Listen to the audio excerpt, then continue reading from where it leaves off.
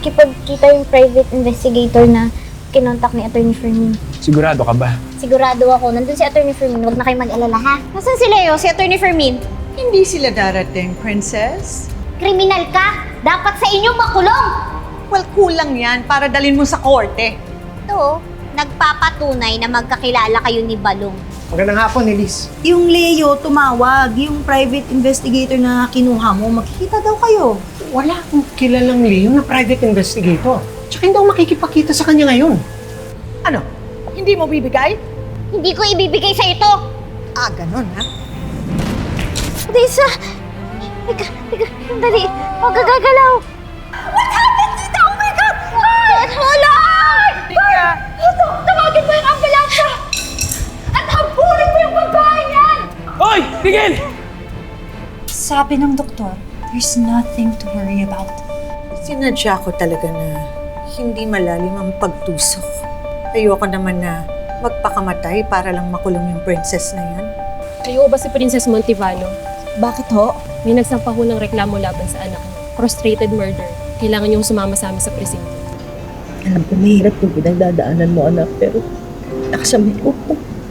Tsaka lagi mo isipin nandito. Kahit ano mangyari nandito ako, karamay ko, ha? Kakampi ko po ang Diyos dahil hindi ako masamang tao. Hi, Doc. Kamusta na si Marcus? Walang pagbabago. Tapatin mo ako. Magigising pa ba siya? There is a very slim chance na magising siya. Ayokong nakikita siyang naghihirap. You can declare DNR or do not resuscitate order. Meron din namang declaration of withdrawal of treatment. I'll give you time to think about it, Mrs. Montivano. Excuse me.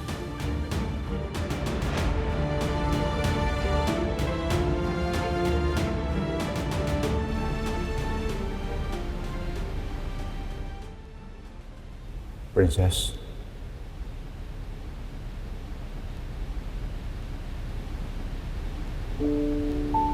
Ay, Anak. ang hiya po ko sa inyo. Binigo ko po yung pangarap niyo sa akin eh. Wala po akong mukhang maiharap sa inyo. Hindi niyo po nakakulong ako ngayon. Ganun talagang pag-abot ng pangarap. Minsan, paulit-ulit na binabasak. Akala mo ba, ganun ko kadali na naabot ang pangarap ko? Hindi. Puro failures muna bago ako naging successful. Pwede pa rin po akong mangarap kahit dapang-dapa na ako. Ang lahat ay pansamantala lang, anak. Kahit ano pang dumating ng pagyo sa'yo, dapat huwag kang mawawala ng pag-asa. Dahil kung minsan, yung bagyo yung tumahan sa'yo, kiniklear lang yung dadaanan mo. Sana, tay, lahat po katulad niyo mag-isip. Dami na po kasi bagong dumataan sa buhay ko ngayon eh. Ayaw mo nun? Ibig sabihin, panalagpasan mo lahat yun. Kahit anong unas pang dumating sa buhay mo, survivor ka talaga. Dapat huwag ka malungkot. Sige na lahat sa'yo mga darating mga problema. Diba?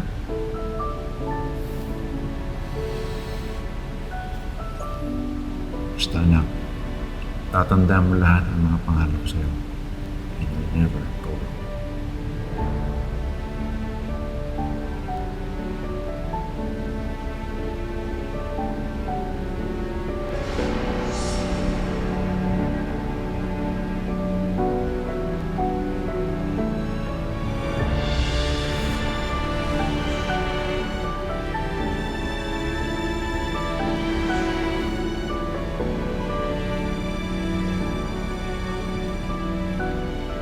Tay, saan ka pupunta, tay? Huwag mo akong iwanan!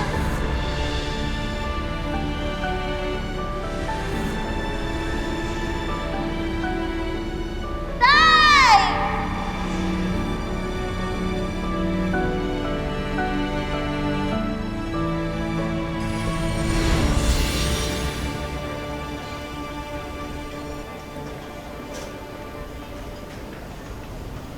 Tay?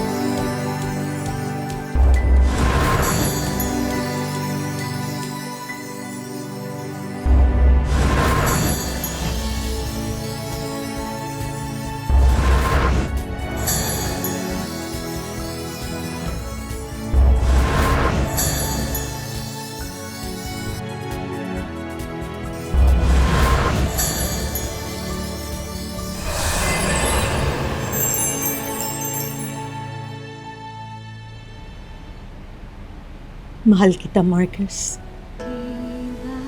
I may not be the perfect wife, but God knows I did my best to love you. Maybe this is for the best.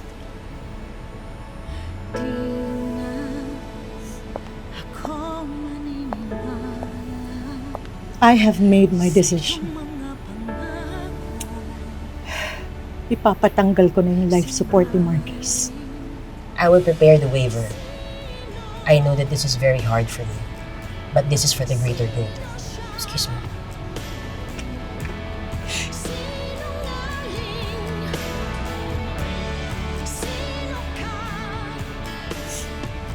Goodbye, Marcus.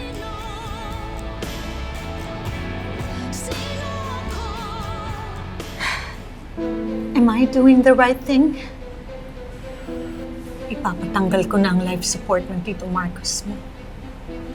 That's the most practical thing to do, Tita. Parang gusto kong bawiin. Tita, hindi ka ba naaawa kay Tito? Ang tagal na niyang comatose. We're just prolonging his agony. Ayaw ko na rin makita siyang naghihirap. It's just so sad. Sa bagay, wala na rin talaga siguro akong magagawa. You have to be strong, Tita. Para na rin kay Tito Marcus to. Alam ko, hirap na siya sa mga nakakabit sa kanyang mga machine. Let him rest. Nay, parang totoo po talaga yung panaginip ko eh. Nandito po si tatay. Tapos, hindi nga po siya nagalit sa nangyari sa akin. Pinalakas pa po niya yung loob ko. Mabait kasi yung tatay mo. Anak, kumain ka na, tapos ilan mo na itong kape mo, anak. Hanggat mainit pa. Pero Nay, ano po kayang ibig sabihin ng panaginip ko? Kasi po sa panaginip ko, pumunta po si tatay dun sa liwanag. Tapos na tinatawag ko po siya pero hindi na po siya lumingon sa akin eh. Natatakot po talaga ako baka po may nangyari kay tatay. Anak, panaginip lang yun. Di ba nga, sabi nila kung ano daw yung panaginip mo, yung kabaliktaran daw yung nangyayari sa tunay na buhay, anak. Ha? Huwag ka mag-isip ng kung ano-ano.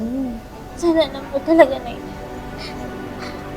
Kasi po, iba po talaga yung pakiramdam ko.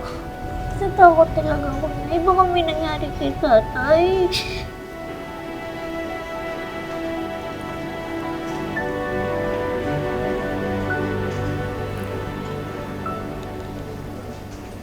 Ano ginagawa mo dito?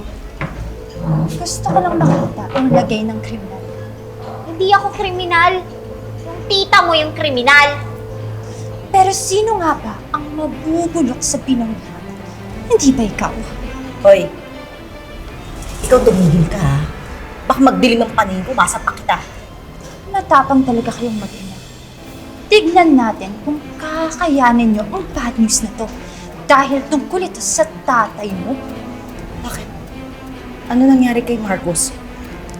Mangyayari pa lang in a few hours. Anong gagawin niyo sa tatay ko? Tatanggalin na ni Tito Odessa ang life support ni Tito Marcos. In other words, magpapaalam na siya sa mundo. Unfortunately for you, Princess, hindi mo na ulit makikita ang tatay mo. Sorry ka na lang dahil nasa kulungan ka. Sa funeral na lang kayong magkita. Yan ay kung invited ang mga kapit at ang illegitimate daughter. Bawal ka dito! So, she'll pay for this. Hindi niyo pwedeng gawin yan sa tatay ko. Tsaka, bakit niyo tatanggalin yung life support? Sino ba si Tito Odessa sa buhay ng tatay ko para siya lang yung magdesisyon, ha? She's the wife! Ako, anak naman ako! May karapatan din ako!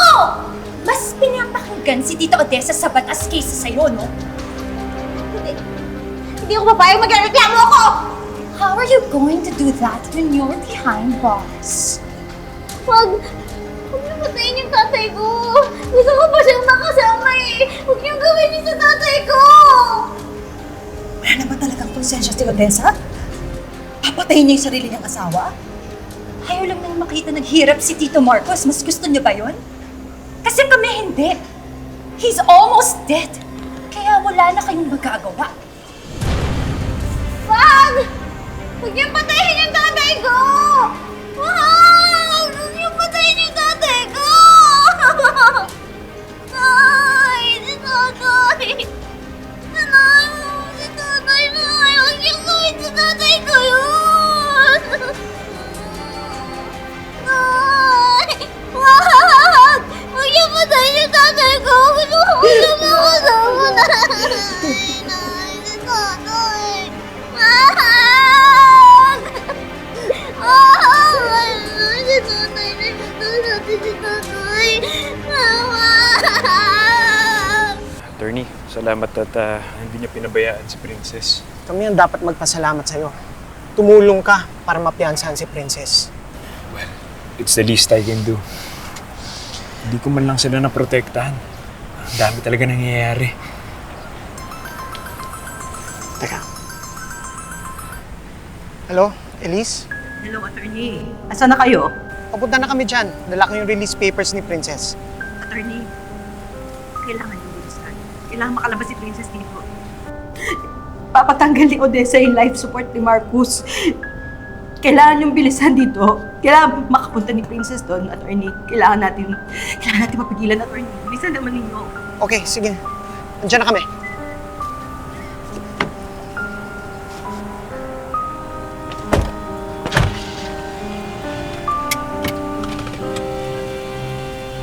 Punta na sila, anak.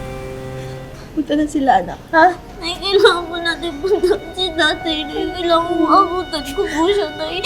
Alam ko makakaligtas si tatay. Magigising pa siya kasi marami naman po ako napapasok na nakakasurvive pag nakoma.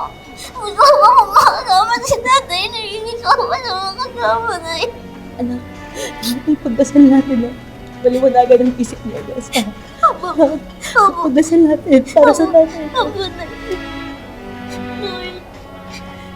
Lord, nakakaawa po ko sa inyo. Magaling niyo na po yung tatay ko, please.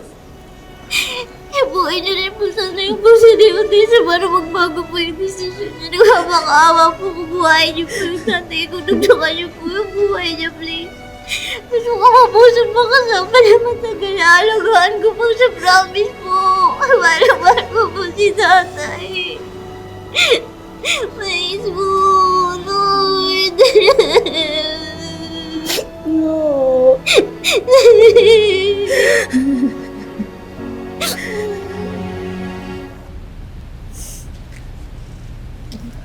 We can now withdraw the life support of Mr. Montivano. Just give us the go signal kapag ready na kayo. I'm ready.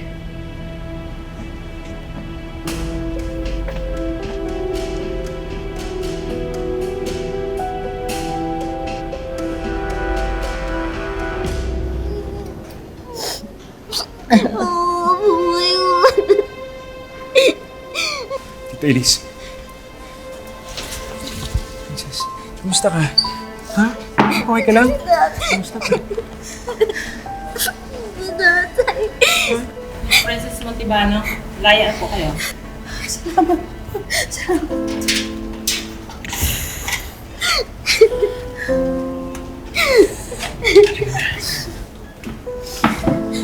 Attorney, salamat po. Kailangan ko pong puntahan si tatay sa ospital. Wala po ba akong pwedeng gawin para mapigil ko yung desisyon ni Odessa? Legally, siya lang talaga makakapag-decide para kay Marcos. Bakit po? Anak po ako eh. Pwede niyo naman ako mag-desisyon, di ba? May karapatan din po ako. Bale, subukan natin. But we have to go right now. We don't have much time. Tara. Opo, Tol, sakay ka na lang sumabay. Ang kasi sa akin, dala ko yung motor ko para mabilis tayo. Tara. sige. Go, go. Tara.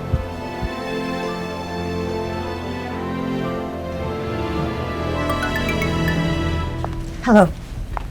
Ano, buhay pa ba? Tatanggalin pa lang nila. Pine-prepare lang. That's good. mawawala ng asawa mo. Malilibre na tayo.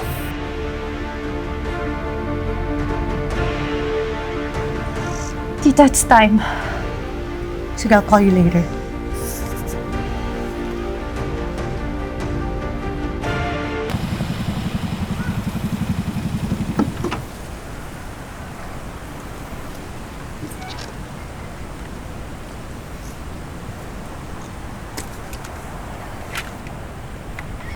Bukas pupuntahan ko na si tatay, ha? Sige, tol.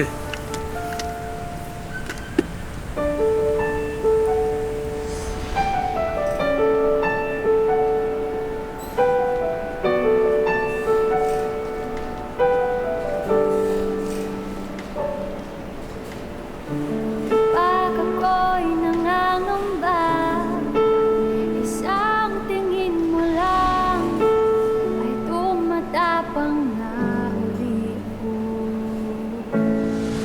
Pag nawawalan ng pag-asa, isang tapik mo lang at naniniwala na muli ang puso. Di ko kakayanin hanggang dulo kung wala ang ilaw ng pag-ibig mo.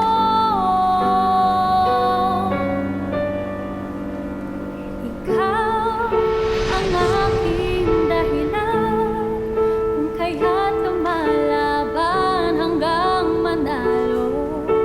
Nadarapa may tatayo ako, ay bunga ng iyong dasal, paghihirap at pagmamahal, kaya't pangako ako'y magpapatuloy tulad mo.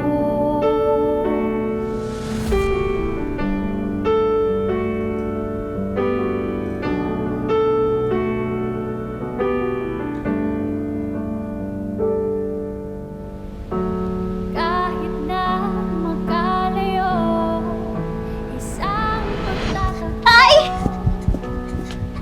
Princess! Ay! Ay! Princess, you're too late. Tinanggal na yung life support niya. You'll be gone soon. Sa'yo, bahagi ka ng aking pagkatao. Di na may tatama pa ang umpisa. Hindi na bali ngayon tayo ay magkasama. Ay, sorry. Sorry, hindi na napaglaban. Nagdasal po ako tayo. Nagdasal po ako kayo namin. Sabi ko po sa kanya magmilagro siya sa'yo. Sabi ko po huwag ka muna niya magpunin sa akin.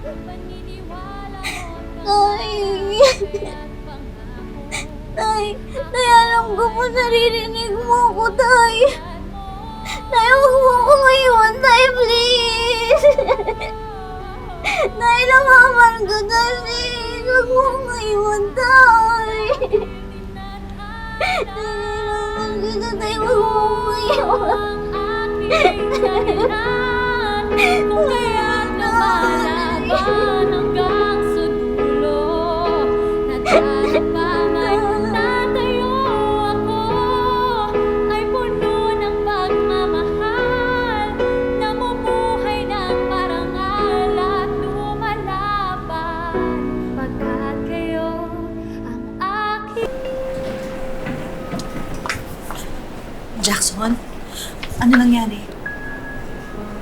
Elise, hindi na umabot si Princess. Tinanggal na yung life support sa MBM.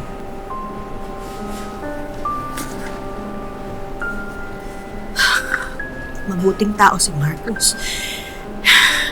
Hindi ito dapat nangyari sa kanya. Alam ko, Elise. Saksi ako sa kabaitan niya. Nakakalungkot lang na sa ganitong paraan siya mawawala. Nasaan na si Princess ngayon? Nasa ICU 4 siya. Puntahan natin siya. Kailangan niya tayo ngayon.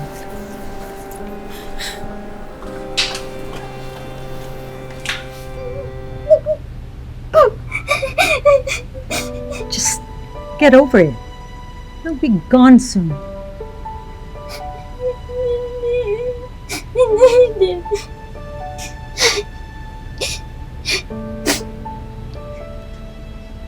Miss kita, Tay.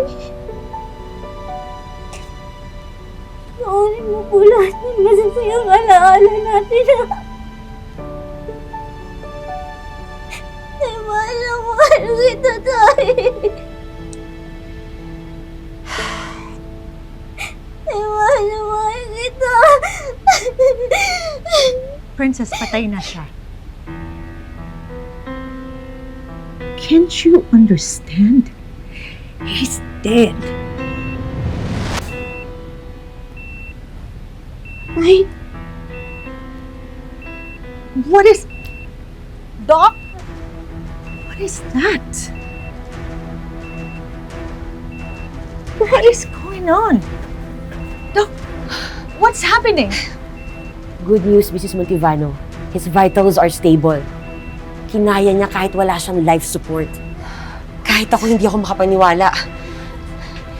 His heartbeat is normal. His oxygen level is normal too. He is awake. It's a miracle. Uy, si Tatay! Bye, si Tatay! Tay! Nandito ako, Tay! Nandito ako! Umisig ka na, Tay, please!